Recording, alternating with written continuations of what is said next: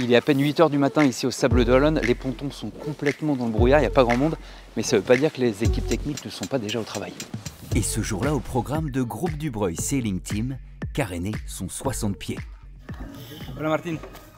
L'ingénieur composite et son boat captain vont passer 1 heure dans l'eau du port à 14 degrés en respirant grâce à un compresseur. Bon, Gabriel, le boat captain, m'a proposé de venir voir ce qu'il faisait, alors on se jette à l'eau. Le but, enlever toutes les aspérités sur la coque des algues, des coquillages, pour optimiser la glisse. Les équipiers renouvellent l'opération 3 fois par semaine. À chaque équipe, sa méthode.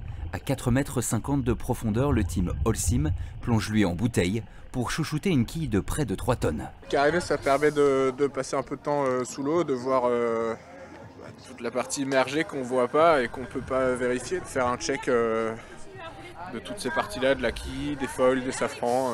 Pour moi, c'est important d'être au contact tous les jours du bateau. Bon, il n'y a pas que dans l'eau que les team boss, on va aller voir l'équipe de Conrad Coleman qui est sur le point d'avitailler. Ça va Maury? Salut Maxime. La forme? Bah nickel, écoute. Qu'est-ce qu'on fait là? Eh ben on charge l'avitaillement. Parce que les sacs, c'est 20 jours par sac. T'as besoin d'aide? Si tu t'ennuies, allez go. Contre.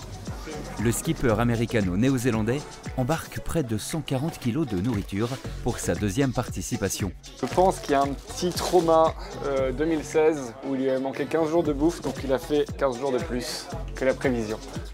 Dans cette petite équipe composée de 4 profils polyvalents et internationaux à l'année, chacun met la main à la pâte.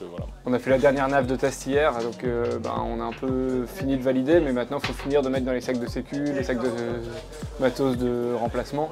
Le défi majeur, c'est de réussir à faire venir ce qu'il faut dans les temps, parce qu'on n'a plus beaucoup de temps. À quelques heures du départ, les 40 équipes finalisent les préparatifs. Dernier détail en voilerie. Un travail qui reste encore à effectuer sur certains bateaux, d'autres sont déjà prêts. Un travail qui en tout cas est indispensable aux 40 skippers de ce 10e Vendée Globe.